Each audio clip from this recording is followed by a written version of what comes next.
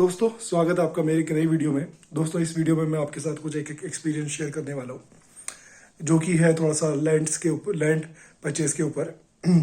Actually क्या हुआ कि लास्ट वीक हम लोग जो है बेंगलोर से देवानहल्ली की तरफ जा रहे थे। हम लोगों ने सोचा कि चलो नंदी हिल के वास्ते थोड़ा सा टाइम पास वगैरह करेंगे और फिर वीकेंड में अपना घूम फिर के वापस आ जाएंगे। तो हम लोगों ने क्या किया कि हम लोग जो है देवानहल्ली से पहले दौड़ बेलापुर की तरफ एक हाईवे जाता है, तो हम लोग उस तरफ को चले गए। हम लोग थोड़ा इस तरफ को थोड़ा देख लेते हैं कि किस तरीके का है। तो हम लोगों को जो है वहाँ पर बहुत सारे अगर आपको पता होगा, अगर आप एयरपोर्ट के आसपास में जाते हैं तो वहाँ पर बहुत सारे प्रोजेक्ट्स वगैरह आए रहते हैं, बहुत सारी बड़ी बड़ी कंपनीज के, और साथ के साथ में आपको वहाँ पर जो है बहुत सारी लैंड्स वगैरह भी दिखती है। तो हमने कहा क्यों ना चलो पता किया जाए लैंड्स वगैरह के ऊपर। तो हमने देखा कि बहुत सारी जो लैंड्स थी वो आपका 2500 भी मैं कम बोल रहा हूँ, मतलब ऑलमोस्ट 4000 से लेकर करीब 6000 7500 या 8000 तक भी वहाँ पर लैंड्स के रेट चल रहे थे अलग अलग कंपनीज के ऊपर, कि इतने स्क्वायर फीट के ऊपर वो लोग इतना आप स्क्वायर फीट पर स्क्वायर फीट इतना रेट लेंगे, विच इज़ लाइक 3000। अब ये मान लीजिए 3500 से लेकर 7500 के बीच में। तो हम लोग ऐसे हमने एक आधे के साथ ऐसे थोड़ा सा हम लोगों ने पूछा कि भाई आप क्या क्या रेट दे रहे हो, क्या इसके अंदर क्या क्या चीज़ें इंक्लूड होती है, रजिस्ट्रेशन वगैरह का क्या हिसाब किताब है, अगर कोई लोन के जरिए लेता है तो वहाँ पर क्या हिसाब किताब है। तो एक्चुअली ये चीज़ मेन नहीं है, ये तो अगर आप लोग भी जाएंगे तो आपको वहाँ पर पता चल जाएगा।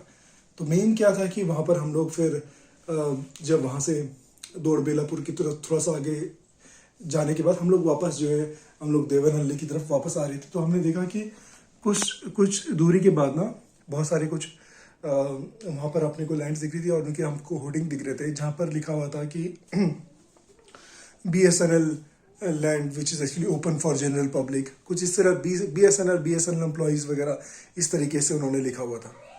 तो हमने कहा क्यों ना पता किया जाए कि आखिर ये क्या है। और उसके जो रेट्स थे वो काफ़ी जो बाकी जो जितने भी प्राइवेट बिल्डर्स बेच रहे थे उसके कंपैरिजन में काफ़ी कम थे, जैसे कि 1200, 1400, 999, 975, कुछ इस तरीके के रेट अपने को देखने को मिल रहे थे। तो हमने कहा भाई अभी ये क्या रेट दे रहे हैं इतना सस्ते में, कि कैसे दे रहे हैं, या क्या इनकी ऐसी स्कीम है, तो चलो जाके पता कर लिया जाए।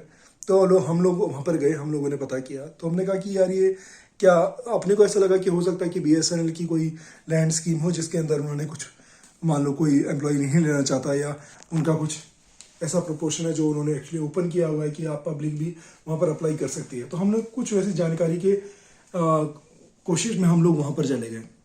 जब हम लोग वहाँ गए तो उन्होंने अपने को पहले तो पेमेंट का हिसाब किताब समझाना शुरू किया कि भाई इतना पेमेंट है, आपको डाउन पेमेंट इतनी करने की पड़ेगी, फिर 1 साल के बाद आपको फिर 25% फिर पे करना पड़ेगा, फिर उसके बाद जब आपको अलॉटमेंट हो जाएगा लैंड का, उसके बाद आपको जो है रेस्ट ऑफ 25% करके 2 सालों के अंदर आपको 50% बाकी के आपको पे करने पड़ेंगे। हमने कहा चलो ठीक है। और रेट जो मैंने आपको पहले ही बताए कि 950 से लेकर वहाँ पर 1400 1500 तक वहाँ पर जो रेट अपने को दिखाई दे रहे थे, तो उसमें प्रॉब्लम नहीं था। फिर हमने उनसे पूछा कि अच्छा ये BSNL का इसके साथ क्या रिलेशन है। सबसे पहले तो अपने को ये समझा, तो बोला कि BSNL के साथ कुछ रिलेशन नहीं है, बस ऐसा है कि BSNL के जो एम्प्लॉयज़ है उन लोगों ने अपनी एक सोसाइटी फॉर्म करके उसके वो लोग जो है इस रेट पे आपको बेच रहे हैं। उन्होंने खरीदी है ज़मीन, वो इस रेट पे आपको बेच रहे हैं। तो वो अभी के एग्जिस्टिंग एम्प्लॉयज़ हैं। और किसी केस में मैंने आपको बताया कि जैसे बहुत सारे वहाँ पे BSNL उन्होंने लिखा हुआ था, तो कहीं पर वो बोल रहे थे कि रिटायर्ड BSNL एम्प्लॉयज़ की ज़मीन है। मैंने कहा अच्छा चलो ठीक है। Then the next question would be कि आखिर ये क्या है। अभी बोले नहीं अभी एग्रीकल्चर लैंड है, और ये एग्रीकल्चर लैंड जो है इसको हम लोग आगे DC में भेजेंगे for approval to convert it from residential to agriculture to residential land. ठीक है, उसके बाद प्लानिंग जो भी डिपार्टमेंट होता है उसके पास भेजा जाएगा, और फिर ये जो BBIP या बिगपा जो भी बोलते हैं उनसे ये इसका अप्रूवल आएगा। तो देन जो है आपको ये लैंड पर आप जो है यहाँ पर रेजिडेंशियल घर वगैरह बना सकते हैं। मैंने कहा चलो ठीक है। वो लोग फिर उन्होंने प्लानिंग वगैरह दिखाई कि ये अपना स्केच वगैरह है। मैंने कहा चलो ठीक है।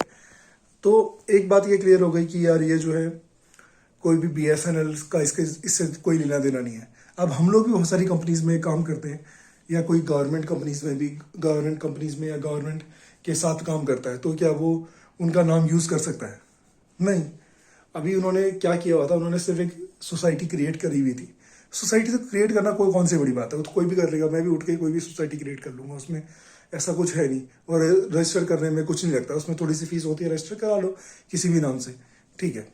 लेकिन ये है कि आप जो है पहली बात तो किसी ऑर्गेनाइजेशन क्या है उसका नाम यूज़ नहीं कर सकते, क्योंकि लोगों को तो यही समझ आ रहा है कि हो सकता है कि ये जो है BSNL जो है वो अपनी लैंड बेच रही है, तो इसलिए जो है अपन लोग यहाँ से लेना चाहते हैं।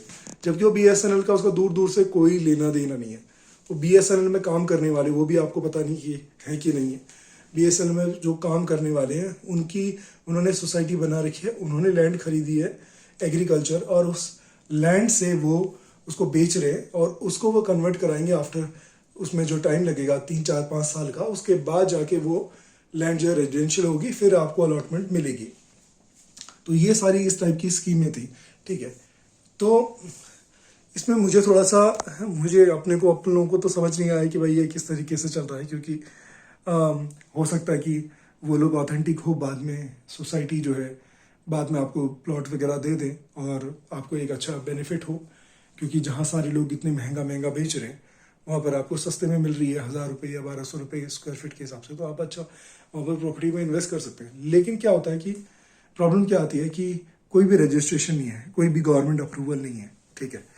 तो अगर आपका पैसा अटक गया तो आप कहाँ कहाँ भटकते फिरोगे, आप किसके पास जाओगे? पुलिस के पास जाके तो कुछ फ़ायदा होता नहीं है, वो तो कुछ करने वाली नहीं है। आप केस कर लो, कुछ भी कर लो, आप सालों लगा लो, कोर्ट के चक्कर लगा लो, पुलिस वालों के चक्कर लगा लो, एक डिपार्टमेंट से दूसरे डिपार्टमेंट में, उनसे कभी प्रूफ निकलता ही नहीं है, वो निकाल ही नहीं पाते या पहले ही खा जाते हैं सब पैसा। तो आपका पैसा हमेशा, आपकी जो हार्ड कोर मनी है वो अटक जाता है, ठीक है। तो ऐसे में मैं नहीं कह रहा कि वो गलत है या सही है, मैं उनको डिफेम नहीं कर रहा, लेकिन मुझे ये समझ नहीं आया कि यार विदाउट, अगर ओनरशिप वगैरह कुछ ट्रांसफ़र नहीं हो रही, विदाउट किसी भी गवर्नमेंट के जो खाता है उसमें जो है रजिस्ट्रेशन वगैरह कुछ नहीं हो रहा है, तो इसमें फिर आपका पैसा रिस्क पे है, ठीक है। वो चाहे कितने भी सस्ते पे दे या महंगे पे दे, अगर आपके पास टाइटल नहीं है ना, चीज़ों का टाइटल नहीं है, तो फिर वो आपके ऊपर रिस्क पे है। यहाँ तो बड़े बड़े जो डेवलपर्स हैं, अगर उनकी चीज़ें क्लियर नहीं होती तो आपका पैसा लटक जाता है। लेकिन वहाँ पर क्योंकि एक बड़ा नाम होता है, बड़ी चीज़ें होती है, तो वहाँ पर चीज़ें निकल के आ जाती है। लेकिन ऐसी चीज़ों में जहाँ आपने सोसाइटी के उसमें पैसा इन्वॉल्व किया, तो वहाँ पर ज़्यादा बड़ा रिस्क खड़ा हो जाता है, ठीक है। आपका पैसा डूब जाता है, आप कितना भी कंप्लेंट कर लो कुछ नहीं होगा, ठीक है। सब सालों तक वो चलता रहेगा, पता नहीं एक डिपार्टमेंट से लेके दूसरे डिपार्टमेंट, और फैक्ट बताऊँ तो कुछ नहीं निकलता। अपने को अंदर की बात समझ नहीं आती कि पहले ही सभी अंदर के डिपार्टमेंट उन्होंने पैसा खा लिया है, या फिर इनको ऐसा क्या है कि इनको प्रूफ ही नहीं मिल रहा, जबकि ट्रांजेक्शन ट्रेल इतना आम आदमी भी ढूंढ के 2 मिनट में बता देगा कहाँ से पैसा कहाँ गया है, ठीक है। तो हमने सोचा कि यार ऐसे पंगों में ना ही पड़ा जाए, ठीक है।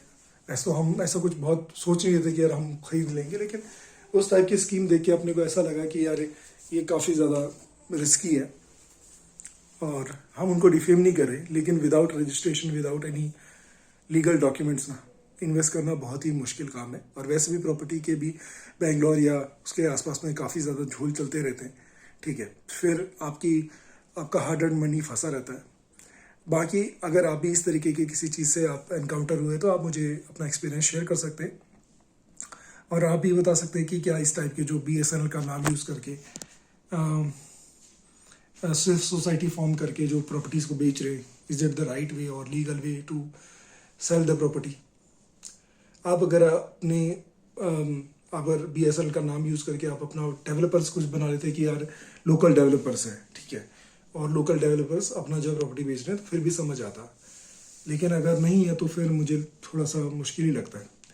और उसके अलावा ये भी है कि क्योंकि वो प्रॉपर्टी अभी भी एग्रीकल्चर है, और बाद में वो रेजिडेंशियल में कन्वर्ट होगी कि नहीं होगी, या कितना टाइम लगेगा, वो भी अपने में एक बड़ा रिस्क है। तो इस बात को भी ध्यान में रखते हुए मैं तो यही सजेस्ट करूँगा कि आप इस टाइप की कभी भी प्रॉपर्टीज़ में थोड़ा सा इन्वेस्ट करने से बचें।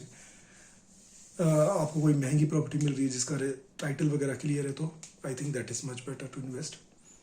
बाकी आप क्या सोचते हैं इस बारे में, आप मुझे कमेंट बॉक्स में बता सकते हैं। I am not an expert about it, but thank you for your guidance. तो दोस्तों इस वीडियो के लिए इतना ही। Thank you so much for watching. Take care, bye.